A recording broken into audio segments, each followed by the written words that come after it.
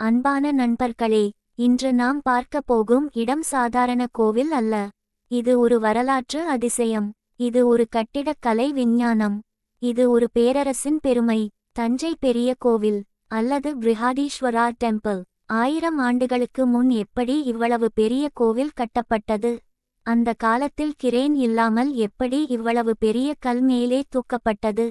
இதில் உண்மையில் மர்மங்கள் இருக்கிறதா அல்லது அதிசயமான அறிவியல் தானா? இன்று முழுமையாக பார்க்க போறோம். வாங்க ஆரம்பிப்போம். ராஜராஜ சோழனின் கனவு. இந்த கோவில் கட்டியவர் தமிழ் வரலாற்றின் மிக பெரிய பேரரசர்களில் ஒருவர் ராஜராஜ சோழன்.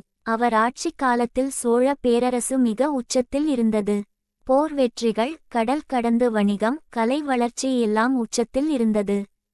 அந்த சமயத்தில் அவர் ஒரு கனவு கண்டார். என் பேரரசின் பெருமையை உலகம் மறக்கக்கூடாது. அந்த கனவின் விளைவாக தான் இந்த மாபெரும் கோவில் உருவானது. கட்டிடக்கலை அதிசயம். இந்த கோவில் சாதாரண கல் கட்டிடம் இல்லை. ஒரே பெரிய கிரானைட் கல், 80 டன் எடை கொண்ட உச்சிக்கல், 60 மீட்டர் உயர கோபுரம். இப்போது கேள்வி, அந்த காலத்தில் கிரேன் இல்லாமல் எப்படி மேலே தூக்கினார்கள்? வரலாற்று ஆய்வாளர்கள் கூறும் கருத்து, நீண்ட சாய்வு ரேம்ப், இன்க்ளைன்ட் ரேம்ப், ஆயிரக்கணக்கான தொழிலாளர்கள், உருளும் மரக்கட்டைகள், கயிறு மற்றும் புலி சக்தி. ஆனால் இன்னும் சில விஷயங்கள் இன்று கூட முழுமையாக விளக்க முடியவில்லை. கோபுரத்தின் நிழல் மர்மம். இந்த கோவிலின் மிக பெரிய அதிசயம் என்ன தெரியுமா? கோபுரத்தின் நிழல். அது தரையில் விழாது என்று சிலர் சொல்கிறார்கள். ஆனால் உண்மையில் சில நேரங்களில் நிழல் வடிவம் மிகச் சிக்கலாக இருக்கும். அதனால் மக்கள் அதை மர்மம் என்று நினைக்கிறார்கள். இன்னொரு விஷயம், கோவிலின் அமைப்பு. காற்று அழுத்தம் தாங்கும் வகையில் வடிவமைப்பு, நிலநடுக்கத்தையும் சமாளிக்கும் கட்டமைப்பு, மிக துல்லியமான ஜியோமெட்ரி. இது அந்த காலத்தில் இருந்த அறிவியலை காட்டுகிறது. நந்தி சிலையின் அதிசயம்.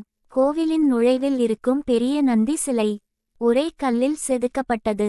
சுமார் 25 டன் எடை. மிக நுணுக்கமான கலை வேலைப்பாடு. இதை பார்த்தால் ஒரு கேள்வி வரும், இது மனிதனால் செய்யப்பட்டதா? ஆம், ஆனால் அதற்கு தேவையான திறமை அந்த காலத்தில் இருந்தது. சோழர்களின் கலைஞர்கள் கல்லை உயிரோடு போல வடிவமைத்தார்கள். ஆன்மீகமும் அறிவியலும். இந்த கோவில் வெறும் கட்டிடம் அல்ல, இது ஒரு ஆன்மீக மையம். அறிவியல் கணக்கீடு, விண்வெளி பார்வை அடிப்படையிலான அமைப்பு, சூரிய ஒளி விழும் விதம், கோபுரத்தின் உயரம், கருவறை அமைப்பு எல்லாமே ஒரு கணக்கின் அடிப்படையில் செய்யப்பட்டிருக்கிறது. அதனால் தான் 1000 ஆண்டுகளாகியும் இன்னும் நிலைத்து நிற்கிறது. இன்றும் நிற்கும் பெருமை. இன்று உலகம் முழுவதும் மக்கள் இந்த கோவிலை பார்க்க வருகிறார்கள். யுனெஸ்கோ உலக பாரம்பரிய சின்னமாகவும் இது உள்ளது. இது தமிழர்களின் பெருமை. இந்தியாவின் கட்டிடக்கலை அடையாளம். உலகத்தின் அதிசயங்களில் ஒன்று. இப்படி 1000 ஆண்டுகளுக்கு முன் கட்டப்பட்ட இந்த தஞ்சை பெரிய கோவில் இன்று கூட நம்மை ஆச்சரியப்படுத்துகிறது. இது ஒரு கேள்வியை விடுகிறது, அந்த கால தமிழர்கள் எவ்வளவு முன்னேறியவர்கள்? நாம பார்த்தோம் தஞ்சை பெரிய கோவிலின் வரலாறு, ராஜராஜ சோழனின் கனவு, கட்டிட அதிசயம் எல்லாம். ஆனால் இன்னும் ஒரு பெரிய கேள்வி இருக்கு. இந்த கோவிலில் இன்னும் எத்தனை மர்மங்கள் மறைந்து இருக்கின்றன? அந்த கால மக்கள் எவ்வளவு அறிவியல் அறிவு வைத்திருந்தார்கள்?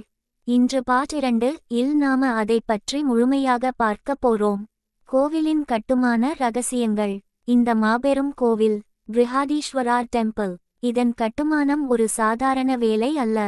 சுமார் 1,30,000 டன் கல் பயன்படுத்தப்பட்டது. ஆயிரக்கணக்கான தொழிலாளர்கள்.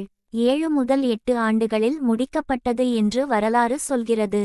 ஆனால் முக்கியமான கேள்வி, இந்த அளவு பெரிய கற்களை எப்படி கொண்டு வந்தார்கள்?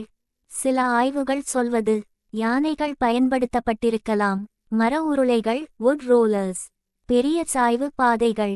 ஆனால் இன்னும் முழு உண்மை இன்று வரை தெளிவாக இல்லை. சோழர்களின் அறிவியல்.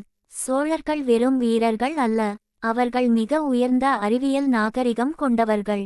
இந்த கோவிலில் துல்லியமான வடிவமைப்பு, ப்ரெசிஷன் ஜியோமெட்ரி, காற்று ஓட்டத்தை கட்டுப்படுத்தும் அமைப்பு, வெப்பம் குறைக்கும் கல் வடிவமைப்பு, இவை எல்லாம் இன்று மாடர்ன் என்ஜினியரிங்ல தான் நாம் படிக்கிறோம். ஆனால் 1000 ஆண்டுகளுக்கு முன்பே இது நடந்திருக்கிறது. உச்சிக்கல் மர்மம். கோவிலின் மேலே இருக்கும் பெரிய உச்சிக்கல் சுமார் 80 டன் எடை, மிக உயரத்தில் பொருத்தப்பட்டது. மர்மம் என்ன தெரியுமா?